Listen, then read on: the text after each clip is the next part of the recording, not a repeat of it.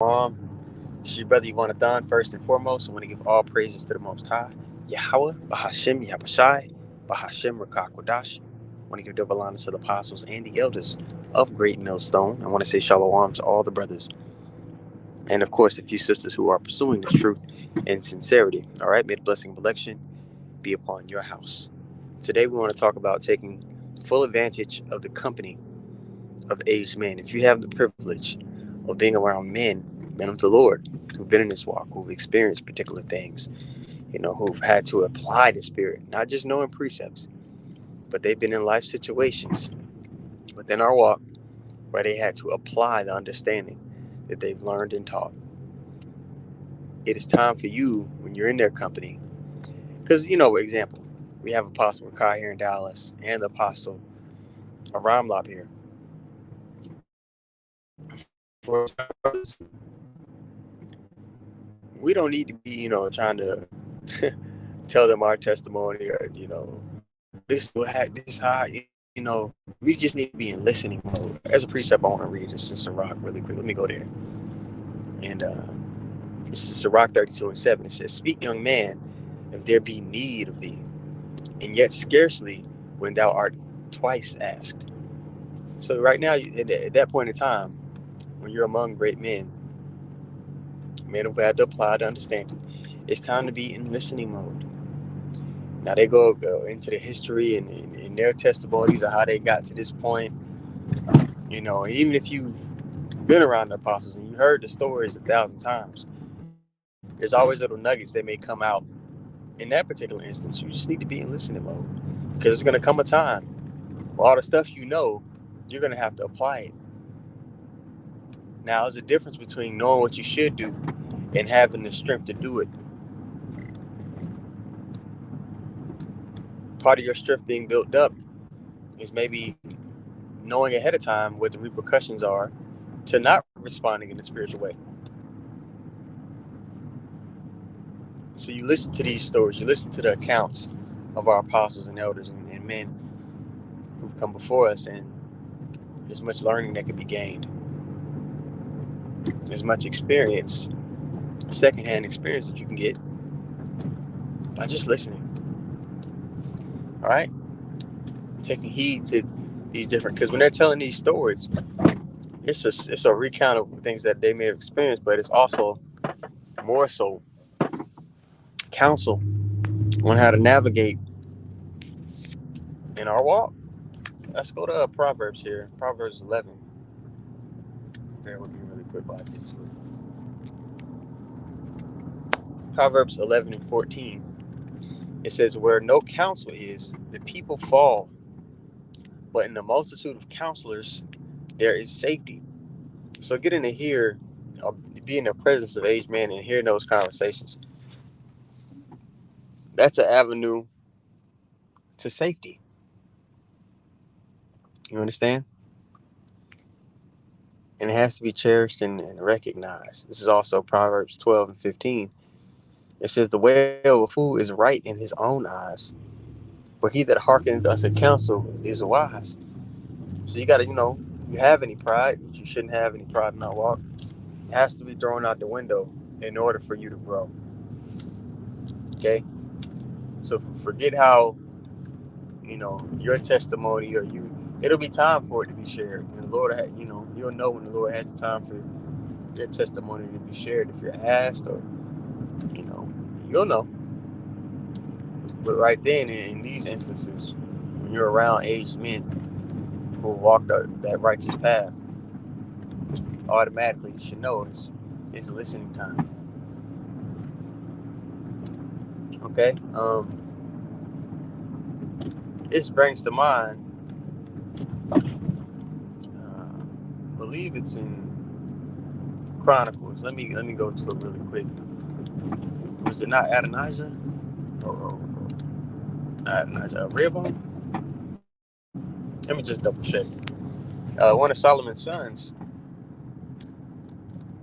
when he inherited the throne, was petitioned by the people to lower the taxes. And those men that were around when Solomon were around, those aged men, when he asked counsel of them, they gave him gave him one set of advice, but then he turned to his peers that grew up with him, and they gave him a completely different set of advice.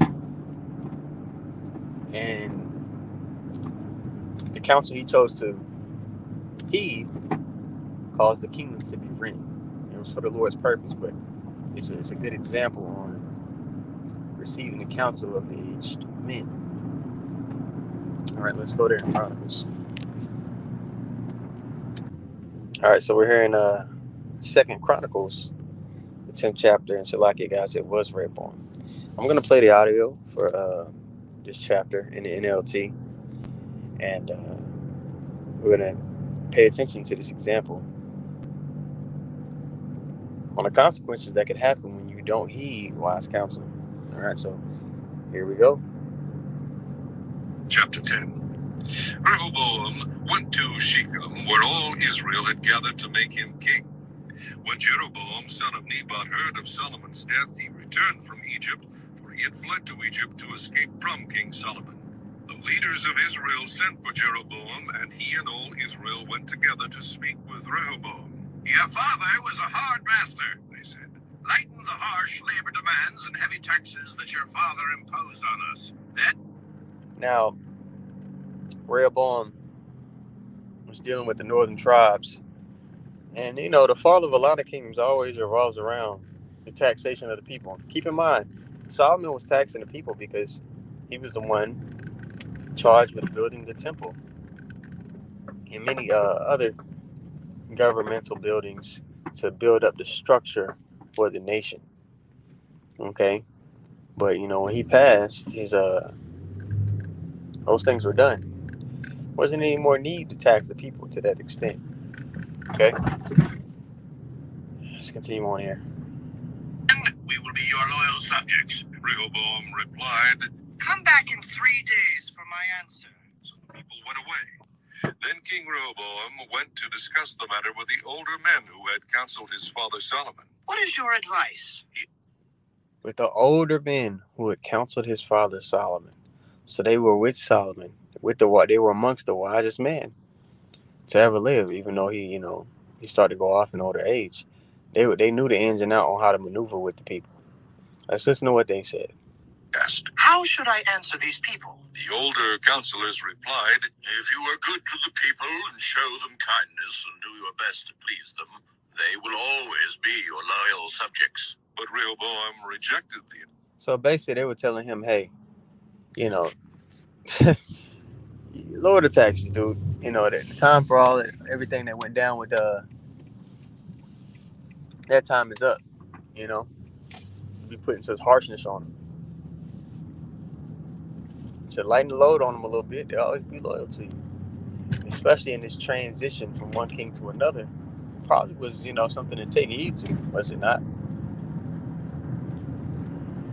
Keep playing. All right, let's keep it going. Advice of the elders, and instead asked the opinion of the young men who had grown up with him and who were now his advisors. What is your advice? He asked them. How should I answer these people who want me to lighten the burdens imposed by my father?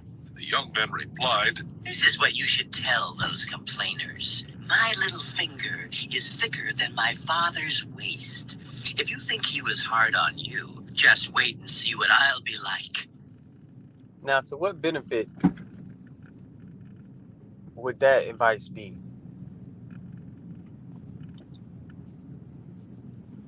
Even the politicians here, man, when they raise taxes, or when they don't have any intentions of making the load lighter, they at least dress it up to where it's for the benefit of the people.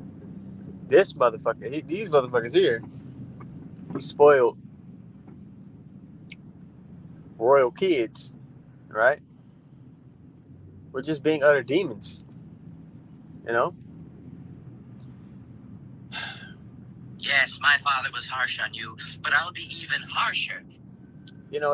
There's a time for when you have to deal with people sternly. And a lot of times you do have to deal with people sternly. But there's also a time, where you read the room. You understand that there's some men where you have to be harsh towards them for them to move and change and to get things done. And there's other men where maybe at their stage in their walk, that would break them. And that's not what you want. So there's some men you come in a different spirit towards them. And that comes with experience. You see? And the council that was with Solomon, the older and aged men, they had that experience. Not the man he grew up with. He might as well listen to himself. You guys all have the same experiences thus far. My father used whips on you, but I'll use scorpions. 3 days later, Jeroboam and all the people returned to hear Rehoboam's decision, just as the king had requested. But Rehoboam spoke harshly to them, for he rejected the advice of the older counselors and followed the counsel of his younger advisors. He told the people, My father was harsh on you, but I'll be even harsher. My father used whips on you, but I'll use scorpions. So the king paid no attention to the people's demands. This turn of events was the will of God, for it fulfilled the prophecy of the Lord spoken to Jeroboam son of Nebat by the prophet Ahijah from Shiloh. When all Israel realized that the king had So it was a part of the Lord's will that he acted in this fashion. Nonetheless, this is an example unto us on how not taking heed to, aged men in our walk, how it could lead to the detriment of an entire nation. You understand? So let's continue on here. rejected their request, they shouted, Down with David and his dynasty. We have no share in Jesse's son. Let's go home, Israel. Look out for your own house, O David. So all Israel returned home. But Rehoboam continued to rule over the Israelites who lived in the towns of Judah. King Rehoboam sent Adoniram, who was in charge of the labor force, to restore order, but the Israelites stoned him to death. When this news reached King Rehoboam, he quickly jumped into his chariot and fled to Jerusalem. The northern tribes of Israel have refused to be ruled by a descendant of David to this day. And there it is. Chapter 10. That was the rent of the kingdom. So, this is just a quick lesson. Apparatus I was edifying. If you have the opportunity to be around aged men in our walk, go into listening mode, right? Take heed. So with that being said, I want to give all praises once more to Yahweh, Bahashem Yahushai, Bahashem Rakakwadash. I want to give double honors to the apostles and the elders of Great Millstone. I want to say shalom to all the brothers and, of course, the few sisters who are pursuing this truth in sincerity, all right? May the blessing of election be upon your house. Shalom.